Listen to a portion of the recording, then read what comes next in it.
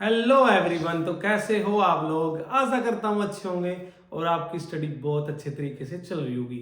मैं मलकीत स्वागत करता हूँ आपका आपके अपने यूट्यूब चैनल स्पेशल स्टडी में। जैसा कि आपको पता है, आज मैं आपके लिए लेके आया हूँ एक अच्छा गिफ्ट, जो गिफ्ट रहेगा 8th क्लास वालों के लिए। क्योंकि इस वीडियो में मैं आपको बताऊंगा एसएसटी के बारे में, और आपको सिर्फ यही वीडियो देखनी है, आपके सारे डाउट्स क्लियर हो जाएंगे। क्योंकि आपके एग्ज़ाम का मोस्टली 10 या 15 दिन रह गए हैं। मार्च में आपके एग्ज़ाम होने वाले हैं और आपके पास सिर्फ फरवरी है तैयार करने के लिए।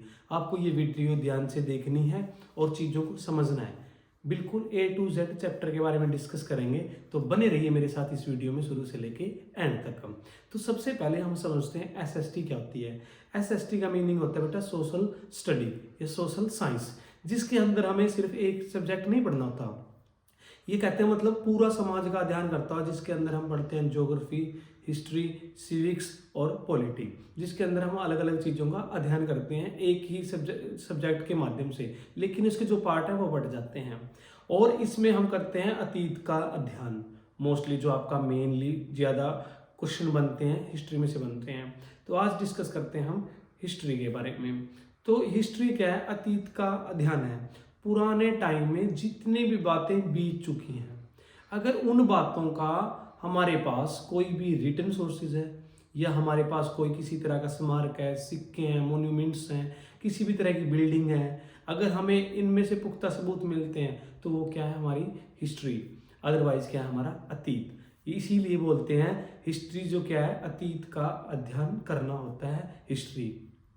अब जैसे कि आपको पता है, हिस्ट्री में आज की हिस्ट्री नहीं पढ़ रहे हैं, हम बहुत पुरानी हिस्ट्री पढ़ रहे हैं। इंडस वैली सिविलाइजेशन हो गया, आपका बौद्धिज्म हो गया, जैनिज्म हो गया, हिंदू धर्म हो गया, इस्लाम धर्म हो गया, ईसाई धर्म हो गया। ये आज के नहीं है, पुराने टाइम से चलते आ रहे थे। जैसे कि आपका ऋग्वेद हो गया, सामवेद हो गया, यजुर्वेद हो गया और अर्थवेद हो गया। ये पुरानी चीज़ों की बातें हमें लिखित वेरवे ही मिलते हैं हमें।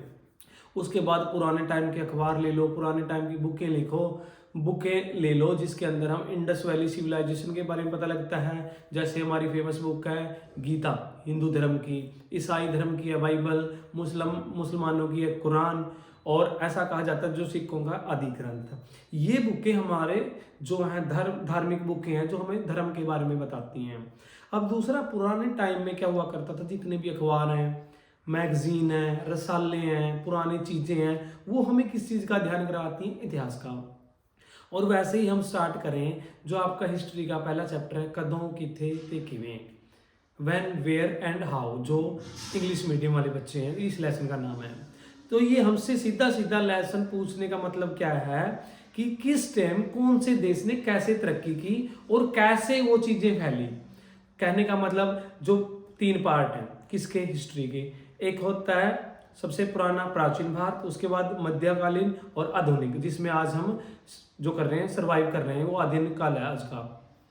अगर प्राचीन भारत की बात करें तो जो बीत चुका है, ये जिस टाइम सिर्फ इंसान एक शिकारी हुआ करता था, उसको पत्थरों का ज्ञान था या उसको बाकी चीज़ों का ज्ञान नहीं था, सिर्फ वो जंगलों में शिकार करना, मारना उनको और खा लेना। उस टाइम सिर्फ वो जंगलों में सरवाइव कर रहा था, उसका कोई और मकसद नहीं था। जैसे जैसे उसने डेवलपमेंट किया अपने आप को, वो गांव में चला गया, गांव से उसने शहर की तरफ क्या मोड़ा, अपना रुख कर लिया। उसके बाद हमारी एंट्री हुई मध्यकालीन में। अब आपसे इस लेसन के माध्यम से मैं कहना चाहूँगा कि आपको एक तो पहला ही क्वेश्चन बनेगा, इतिहास के कितने भाग हैं?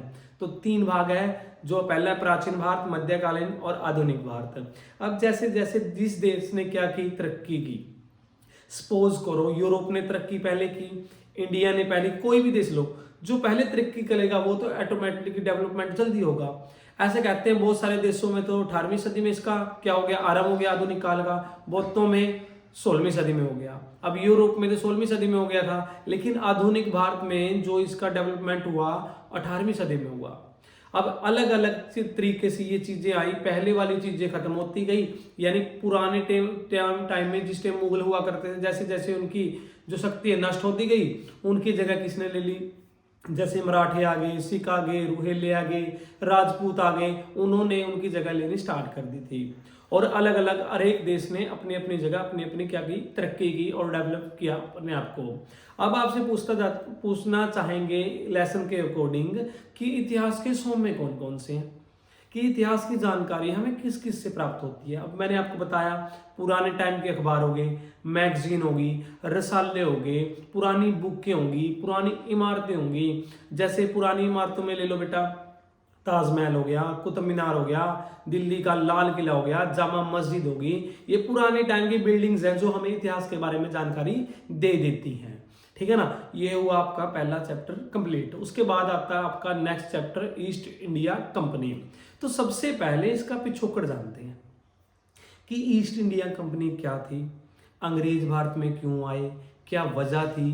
सबसे पहले ऐसा बोलते हैं कि भारत में अंग्रेज नहीं आए, सबसे पहले आए पुर्तगाली। पुर्तगाली का भी सबसे पहले जो इन्वेजन हुआ वो कौन आया, पुर्तगाली, वास्को डी गामा। और आपने एक चुटकुला भी सुना होगा, क्योंकि वास्को डी गामा कब आया था ना, वो सर्दियों में आया था, कोट पैंट पहन रखे थे उसने। अब आपने तो सिर्फ सुनी है जस्ट स्टोरी, ये स्टोरी नहीं है बेटा, बहुत बड़ा इतिहास इसके पीछे कैसे आया। अब ऐसा कहा जाता है एक बार क्या हुआ, वास्को डी गामा कहीं वो व्यापारी हुआ करता था, ये लेन देन किया करता था। एक बार ये अपनी किश्ती से कहीं जा रहा था, रास्ते में क्या हुआ, जो रास्ता भूल गया, इसको पता ही नहीं लगा मैं कहाँ जाऊँ। लेकिन इसको नहीं पता था ये कहाँ पहुंच गया, इंडिया में पहुंच गया। ये 27 मई 1498 कालीकट बंदरगाह पे पहुंचा। और ऐसा कहा जाता है इसने, बहुत सारे इतिहासकार आपने सुना भी होगा, नहीं भी सुना होगा, लेकिन मैं बच्चों को पढ़ाने के लिए नॉर्मल वे में समझाऊंगा कि क्या बात हुई थी। वास्को डी गामा कुछ बंदों के पास बैठ गया, उधर वो मिर्चा लेके बैठे थे। वास्को डी गामा ने कार्गो पैंट डाली हुई थी, बहुत सारी जेब हुआ करती थी, उसमें से 5-6 मिर्च उठा ली और अपनी जेब में चोरी कर ली। उसने चोरी लेके कहाँ पहुंच गया, यूरोप में पहुंच गया। यूरोप में जाके उसने बेनिफिट में बेच दी। अब उसको आदत पड़ गई इस चीज की, क्योंकि बेनिफिट हो गया था उसको। भारत में फिर क्या करने लग गया, वो व्यापार करने लगा। उसने अलग अलग जगह पर अपनी व्यापारिक बस्ती स्टार्ट कर दी और अलग अलग बंदों से कहा कि हम भारत के साथ क्या करते हैं, व्यापार करते हैं। और इसीलिए सबसे पहले भारत में व्यापारिक जो मार्ग ढूंढा था वो भी किसने ढूंढा था, वास्को डी गामा ने। कालीकट सूरत में इन्होंने अपनी जो नागपट्टनम मछलीपट्टनम में अपनी बस्तियां स्थापित की थी। ठीक है ना। उसके बाद ऐसा कहते हैं उनकी देखते देखते कौन आ गए, डच आ गए भाई। अब कहते हैं यूरोप वाले ने तो, या पुर्तगालियों वाले जो पुर्तगाली थे उन्होंने तो बेनिफिट उठाया था, उसके बाद हम क्यों पीछे रहे। तो उन्होंने भी अपनी जो बस्तियां थी वो कहाँ पर स्थापित कर ली, इंडिया में। अब जाहिर सी बात है अंग्रेज भी आपको पता है क्यों पीछे रहेंगे। अब अंग्रेज का मैटर क्या था, आपको पता होना चाहिए कि भारत में आने वाला सबसे पहला अंग्रेज था जॉन मिल्डेनहाल, जो 1599 में आया भारत में। लेकिन वो उसका कोई उद्देश्य नहीं था, सिर्फ वो जस्ट ऐसे ऐसे कह लो आप कि टूर पे ही आया था। उसके बाद ऐसा कहा जाता है अकबर के दरबार में कैप्टन विलियम हॉकिंस, नहीं सॉरी सर टॉमस रो आया। उसके बाद जहांगीर के भी दरबार में बहुत सारे क्या आए, अंग्रेज मंत्री आए। लेकिन ऐसा कहा जाता है खूबसूरत लड़की हुआ करती थी जहांगीर की, और वो मतलब फेयर लवली ज़्यादा लगाती होगी, खूबसूरत लगा लो। और उसको बहुत दूर दूर तक चर्चे फैल गए उसके, मतलब वही ये सोच रही थी मैं ही मिस इंडिया हूँ। वो सुबह उठती, ग्लो अलग से दिखता था, फेस देख के अपने आप स्माइल करती रहती थी। उसका पापा को भी टेंशन थी, मेरे को इसकी शादी करनी है। लेकिन इंसिडेंटली ऐसी घटना हुई जिसकी वजह से उसका आधा फेस जल गया था। अब फेस जल गया तो उसके पिता को टेंशन होनी थी, वो बेचारी रो रो के उसका बुरा हाल हो गया था। तो उसने सोचा, तो अंग्रेज बोलता नहीं कि मैं इसको सही ठीक कर दूंगा बिल्कुल अच्छे वे से। तो ट्रीटमेंट के लिए उसने कहता कोई भी टैबलेट वगैरह कुछ दी होगी वो ठीक होगी। इसीलिए जहांगीर से बोला अंग्रेज कि हमें तो सिर्फ क्या करना है, जो इंडिया में व्यापार करना है, हमको परमिशन चाहिए। क्योंकि उस टाइम मुगल बादशाह कौन हुआ करता था, जहांगीर। उसने परमिशन दे दी, खोलो फैक्ट्री, क्योंकि उसने भला किया था, उसकी जो लड़की ठीक की थी। उसके बाद ऐसा कहा जाता है कि मर्चेंट एडवेंचर नाम का एक ग्रुप आया था ब्रिटेन से, महारानी एलिजाबेथ टेलर ने उसको साइन किया। और उस ग्रुप को 15 साल के लिए, जो है 15 साल के लिए बिना कर क्या करने का, व्यापार करने का परमिशन मिला। उसके बाद उसके थ्रू ही 31 दिसंबर 1600 में हुई स्थापना ईस्ट इंडिया कंपनी की। और उन्होंने क्या कर दिया, व्यापार करना स्टार्ट कर दिया। और सबसे पहले जो इन्होंने अपना व्यापार स्टार्ट किया, जिसमें मोस्टली इन्होंने मुंबई से स्टार्ट की, अलग अलग जगह पे इन्होंने अपनी बस्ती इस्टेब्लिश की। उसके बाद जैसे जैसे ये चीज़ें आगे बढ़ती गई और उधर क्या किया, व्यापारिक तौर पे ही शासन करने लग गए। जो कंपनी थी अपनी मनमानी करने लगी, भारत वालों को लूटने लगी। इनका सीधा सीधा इफेक्ट था। अब देखो बेटा मुद्दा क्या हुआ, बंगाल का नवाब बना सुरजाउदौला। तो जब वो बंगाल का नवाब बना सुरजाउदौला तो अंग्रेज क्या करते थे, मान लो ये बंगाल है, अंग्रेज क्या करते थे, इस जगह पे कब्जा करने लगे, मतलब घेरा डालने लगे ऐसे।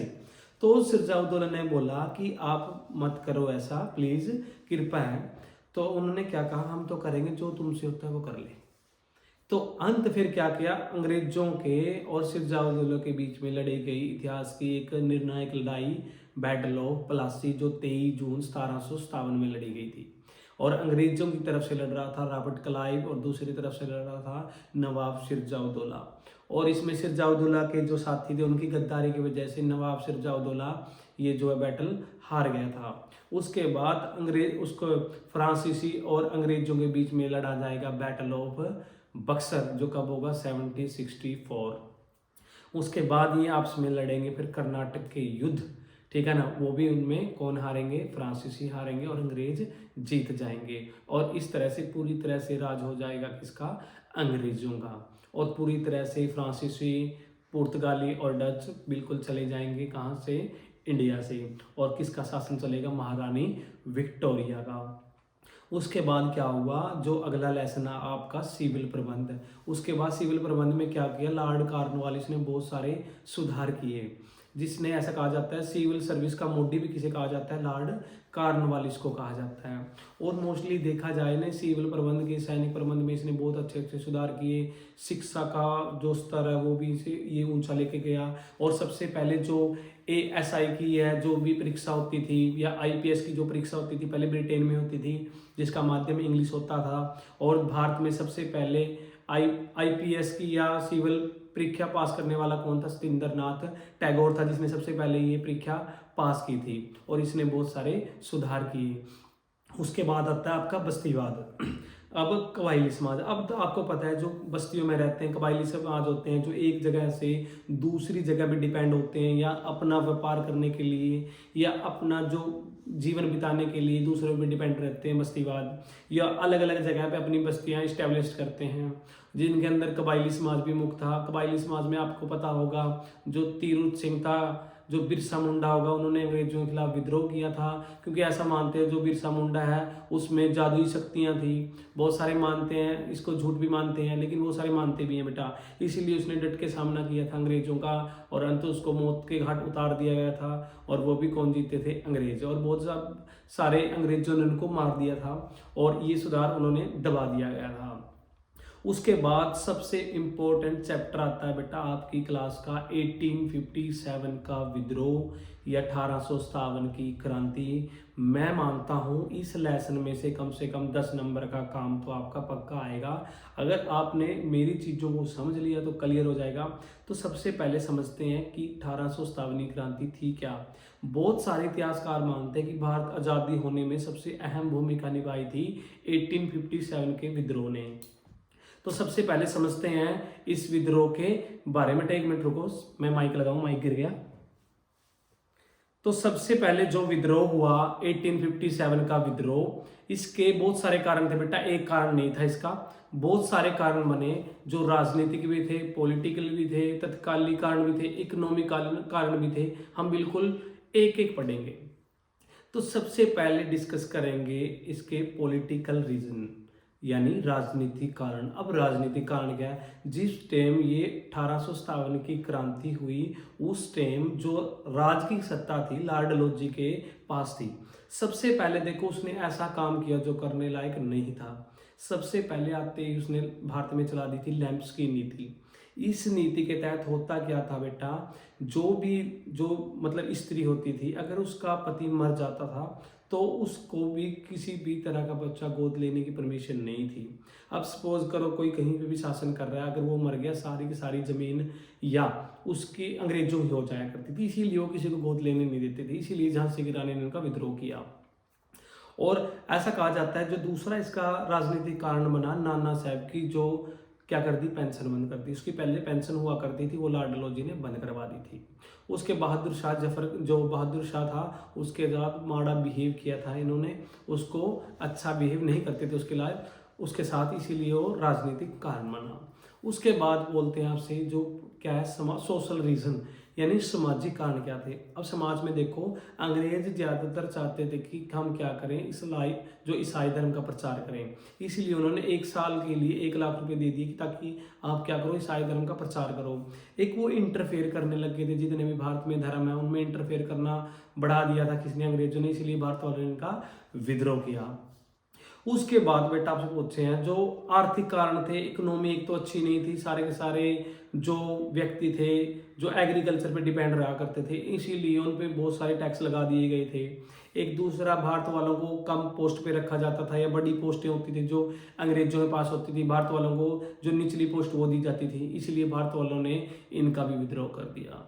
उसके बाद सबसे महत्वपूर्ण रीजन क्या हुआ बेटा इसका, तत्कालीकरण। तत्कालीकरण एक अंग्रेजों ने एक राइफल बनाई जिसका नाम था असल्ट राइफल, जिसको छीलने से पहले जो उसका कार्ट्रिज होता था उसको मुंह के साथ छीलना पड़ता था।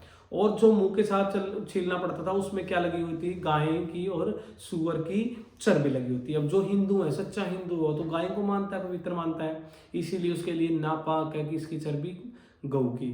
और दूसरी तरफ मुसलमानों के लिए नापाक है किसकी चर्बी, सुअर की। इसीलिए सबसे पहले मंगल पांडे नाम के व्यक्ति ने विद्रोह किया था इसका। और सब ऐसा भी कहा जाता है मंगल पांडे इस क्रांति का सबसे पहला शहीद माना जाता है, या उसको फांसी पे चढ़ा दिया गया था। और ये घटना होने से पहले बेटा क्या हुआ, एक डेट निश्चित की गई कि हम जो है विद्रोह क्या करेंगे, 31 मई 1857 को करेंगे। सबने निश्चित कर ली डेट। और ये होना कब था, 31 मई 1857 को, लेकिन ये टाइम से पहले ही शुरू हो गया। कब हो गया, 10 मई 1857 में, जो इसके असफल होने का सबसे बड़ा कारण माना जाता है। दूसरा क्या कारण था इसका, जो इक्वालिटी थी वो नहीं थी इंडिया वालों में। कोई कहीं पे लड़ रहा है, कोई कहीं पे लड़ रहा है, वो एक जगह नहीं लड़ पाए क्योंकि पहले वो अंग्रेज उनको वहां पे दबा देते थे, और दूसरी तरफ जो वहां पर विद्रोह स्टार्ट कर दिया वहां पर, मतलब ये एक साथ नहीं लड़े सारे मिलके। इसीलिए विद्रोह का ये दूसरा असफल होने का सबसे बड़ा कारण था। और इक्वालिटी की कमी सबसे बड़ी कमी थी।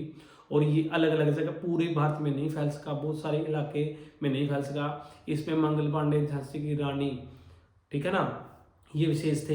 ये कहते हैं बैरकपुर छावनी से स्टार्ट हुआ, और बहुत सारी बुकों में मेरिट भी कहते हैं ना, ठीक है ना। तो आपको कंफ्यूज नहीं हुआ, जो आपके जो क्वेश्चन है उसमें दे रखा हो वो टिक कर देना आराम से। तो ये था आपका 1857 का विद्रोह। उसके बाद आएगा आपका शिक्षा का। शिक्षा कैसे, जो शिक्षा का स्तर है वो कैसे आधुनिक होता गया। अब देखो बेटा, सीधी सीधी बात है, क्या अंग्रेजों को आती है इंग्लिश, और जो हमारा हाथ है इंग्लिश में टाइट होता है सारे बच्चों का, जो भी देख रहे हैं इंग्लिश में मोस्टली आप में से 100% 100 होंगे, 100 में से कोई 10 होंगे जो इंग्लिश को अच्छे वे से पढ़ पाते होंगे, लेकिन सबका हाथ टाइट होता है। अब अंग्रेज थे, अंग्रेजी आती थी, इसीलिए जो वो काम करते थे उनको ऐसा चाहिए था कि हमारे पास ऐसे नौकर होने चाहिए जो फटाफट से इंग्लिश बोले। इसीलिए उन्होंने आधुनिक जो पश्चिमी शिक्षा उस पर ज़्यादा जोर दिया। पुराने टाइम में जितने भी मोस्टली पढ़ने की चीज़ें होती थी, आपको पता है गुरुद्वारों में, मस्जिद में, मंदिरों में पढ़ाया जाता था, उसलिए इतना ध्यान नहीं दिया गया। उसमें अलग अलग तरह के स्कूल खोले गए, और ऐसा कहा जाता है जो पहला स्कूल खोला गया मद्रास में खोला गया अंग्रेजों द्वारा। और उसमें ऐसा कहा गया इन्होंने जो बिहेव कह रहे हैं उनको अच्छी शिक्षा देना, पश्चिमी शिक्षा के बारे में बताना, दूसरी चीज़ों के बारे में ना बताना, मतलब दूसरी शिक्षा को पीछे रखना, यानी कहने का मतलब अपनी लैंग्वेज को ऊपर रखना था उनका मेन उद्देश्य, यही था। उसके बाद गांधी जी ने ज़्यादा जोर दिया गया बेसिक शिक्षा पर। अलग अलग जो समाज सुधारक थे उनका अलग अलग वे था, शिक्षा को लेके अलग अलग और अलग अलग चीज़ों ने इसको अलग माना। और इसके बाद सबसे मेनली कारण क्या हुआ, ये आया था 1882 में हंटर कमीशन। उसकी कुछ सिफारिशें थी, उसका सीधा सीधा क्या था, जो भी प्राइमरी स्कूल होते थे उन पे सुधार करना था, उनको ग्रांट देनी थी, उनका मैन्युफैक्चर अच्छा करना था, अच्छे टीचर्स का अच्छा करना था, मतलब उन्होंने पैसे लगाए। और अलग अलग चीज़ में ये आगे चढ़ता गया। यूनिवर्सिटी आया, यूनिवर्सिटी कानून आया जो 1904 में आया था, और अलग अलग चीज़ें लेकर के उन्होंने जो शिक्षा का स्तर है वो ऊंचा उठा दिया था। उसके बाद ऐसा कहा जाता है शिक्षा को उठाने के बाद मोस्टली पश्चिमीकरण का जो है उत्थान हो गया था, और ज़्यादा विशेष ध्यान दिया गया था इंग्लिश की ओर। उसके बाद हमारा बेटा चैप्टर आता है स्त्रियों के सुधार। अब स्त्रियों के सुधार में क्या बेटा, देखो स्त्री की पहली बात तो जिस टाइम पुराना टाइम चल रहा था उस टाइम स्त्रियों की हालत बिल्कुल बुरी थी, और उनको पढ़ाई की तरफ उनका कोई ध्यान नहीं देता था। सिर्फ ये था लड़की बड़ी होगी उसकी शादी कर दो और उसके अगले घर में दे दो, मतलब उसकी शादी करके उसको निपटारा कर दो, कहने का मतलब उसको यहाँ से दफा कर दो। सीधा सीधा बात ये थी बेटा, कोई ध्यान नहीं था। मोस्टली बहुत सारी जो कुरीतियाँ थी वो फैली हुई थी। सबसे पहले समझते हैं सती प्रथा। अब सती प्रथा क्या है, किसी अगर ये सपोज करो कोई भी लड़की है जो, कहने का मतलब क्या है, शादीशुदा है, अगर इंसिडेंटली उसका पति मर भी गया या कोई घटना हुई है, हार्ट अटैक हुआ है, हार्ट फेल हुआ है, इट इज कुछ भी हुआ है बेटा, कहने का मतलब उसको उसके साथ ही चिता में डाल दिया करता था, उसके साथ ही जला देते थे, उसको बोलते हैं सती प्रथा। अब बात आती है बेटा पर्दा प्रथा। पर्दा प्रथा क्या है? पर्दा प्रथा होती थी बेटा ज़्यादा फेमस मुसलमानों में। मुसलमानी जो स्त्रियां हैं वो पर्दा डाल के रखती थी। सती प्रथा आपसे पूछें कौन से धर्म में थी? हिंदू धर्म में। अब बात आती है भ्रूण हत्या की। भ्रूण हत्या करते बेटा अबॉर्शन कराना, या जो प्रेगनेंसी होती है ना, जब औरत पेट से होती है, वो पेट के अंदर ही जो जो शिशु होता है उसको मरवा देना ही क्या होती है? भ्रूण हत्या। और बाल हत्या होती है पैदा होने के बाद, मतलब छोटी आयु में उसको मरवा देना, बाल। और उसके बाद ऐसा कहते हैं बहुत सारी कुरीतियाँ थी जो स्त्रियों के सुधार किए गए। राजा राम मोहन राय हो गया, ईश्वर चंद्र विद्यासागर हो गया, बाल गंगा पाल हो गया, और बहुत सारे इतिहासकारों ने क्या किया, इनके जो सुधार किए। अब आपसे इस लेसन में से एक क्वेश्चन तो बेटा सीधा बनता है कि जो सती प्रथा ही भारत में कब बैन हुई थी? तो 1829 में सती प्रथा को प्रॉपर वे से बैन कर दिया गया था राजा राम मोहन राय और लॉर्ड विलियम बेंटिंग ने, ठीक है ना। और उसके बाद आपसे आता है सीधा सीधा अगला जो चैप्टर आपका जाति प्रथा। अब जाति प्रथा में क्या होगा, जितनी भी जातियां होंगी ऊपर से नीचे तक की जितनी भी जातियां, SC BC OBC, उनको अलग अलग तरीके से अधिकार दिए गए थे। नस्ल भेदभाव किसी के साथ नहीं किया जाता था, सबको तनख्वाह बराबर दी जाती थी, सबके साथ इक्वालिटी होती थी। और पहले क्या थे 4 श्रेणियां हुआ करती, ब्राह्मण क्षत्रिय वैश्य और शूद्र। जो ब्राह्मण की स्थिति थी काफ़ी अच्छी हुआ करती थी। उसके बाद जो वैश्य थे वो भी अच्छी कैटेगरी थी, लेकिन सबसे माड़ा बिहेव किया जाता था शूद्रों के साथ। और ऐसा कहा जाता है बेटा, जो एक मटकी लेते थे गले में डालती और इधर लटकती होती थी, और जो शूद्र होते थे उनको मुंह जो है ना अपना जो थूक होता था उसके अंदर थूकना होता था, ताकि वो अशुद्धि ना फैला दे।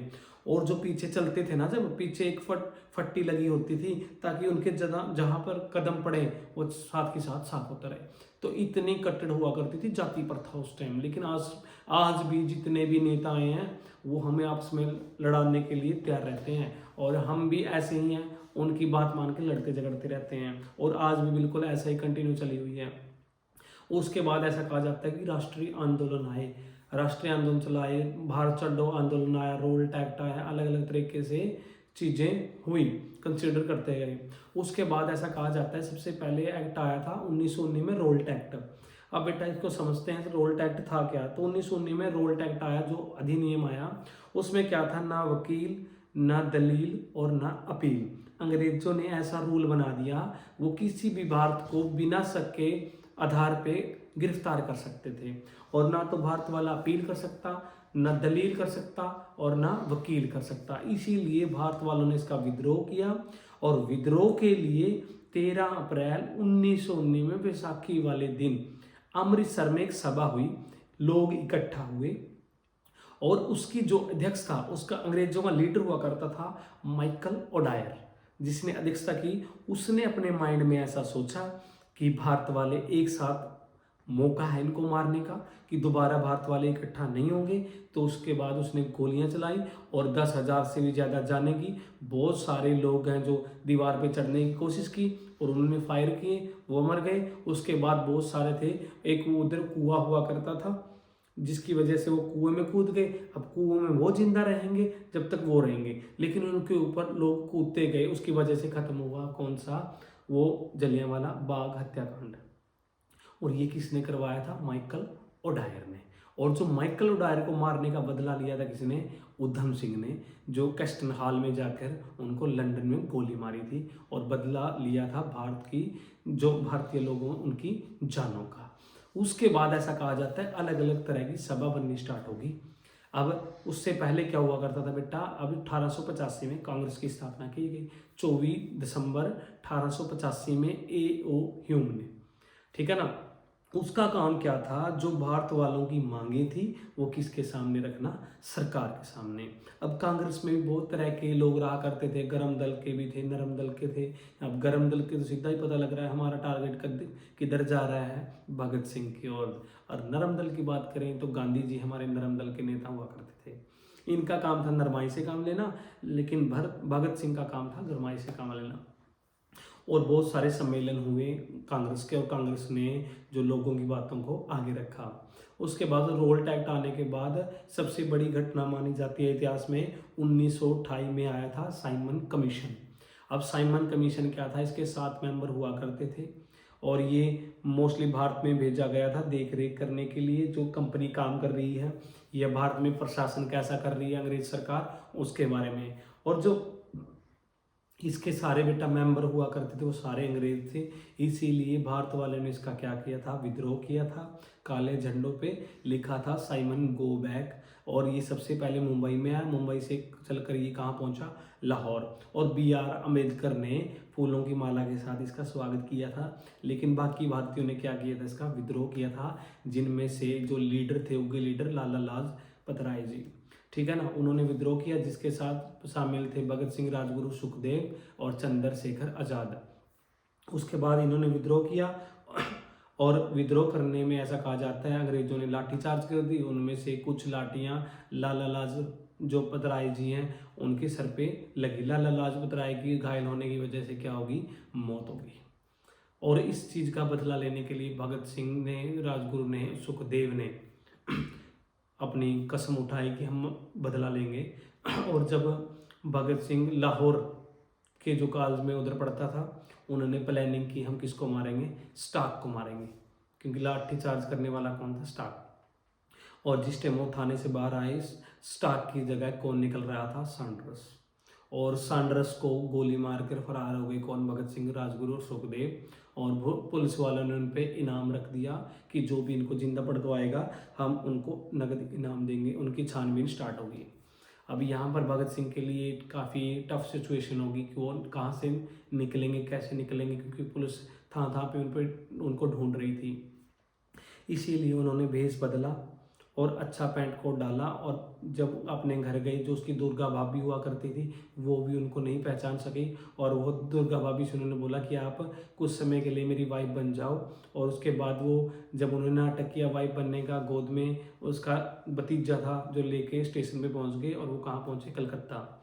उसके बाद उन्होंने एक एक्ट पास और किया 1929 में, जो अधिनियम आया, उसके तहत जितना भी रूल रेगुलेशन होता था वो अंग्रेजों के हक में जाया करता था। जितनी भी लड़ाइयाँ होती थी, कुछ भी, चाहे भारत वाले की कमी बेशक ना हो बेटा, लेकिन मानते किसकी थी, अंग्रेजों की।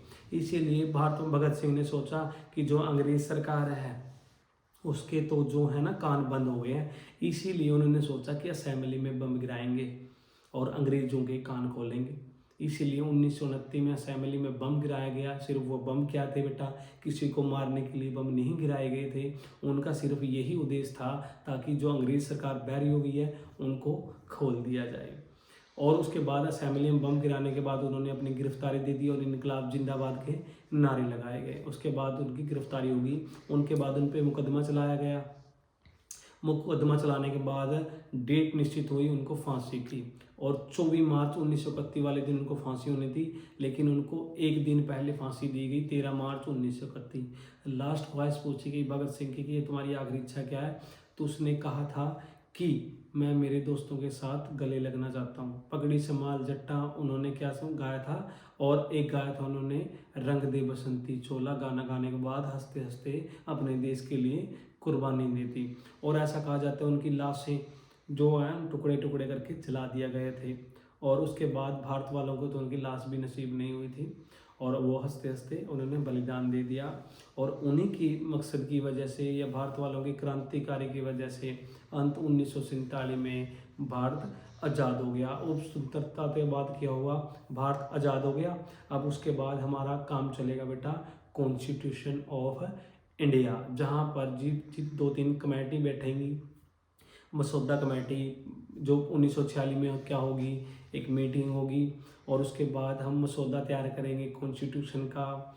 तो ये था आपका हिस्ट्री ऑफ पंजाब, जिसके अंदर हम पढ़ते हैं 8th क्लास की अतीत का अध्ययन में भी आपको अच्छे वे से समझ में आया होगा।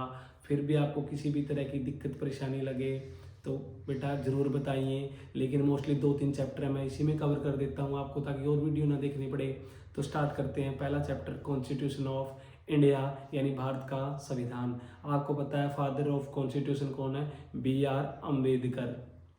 जो भारत का संविधान है 1950 में लागू कर दिया गया था, और प्रस्तावना में आपको पता है अच्छी वे से लिखा हुआ है कि हम भारत की प्रभुसत्ता के लोग भारत का अच्छी वे से रिस्पेक्ट करेंगे और इसका सम्मान करेंगे, ठीक है ना। तो मे भी आपको सब पता होगा इसमें अलग अलग तरह के आर्टिकल हैं, फंडामेंटल राइट्स हैं, फंडामेंटल ड्यूटीज़ हैं। वो सारी डिस्कस हम बेटा कल ही करेंगे, क्योंकि बेटा आप कंफ्यूज हो जाओगे। और कल रखेंगे हम स्पेशल वीडियो कॉन्स्टिट्यूशन के ऊपर या नागरिक शास्त्र के ऊपर या पॉलिटिकल साइंस के ऊपर। तो आज के लिए बेटा इतना ही, कल मिलते हैं नेक्स्ट वीडियो के साथ। तब तक के लिए हंसते रहिए, मुस्कुराते रहिए, और जाते जाते मेरे चैनल को सब्सक्राइब करें और अपने दोस्तों के साथ शेयर करें। तब तक के लिए थैंक यू एवरीवन।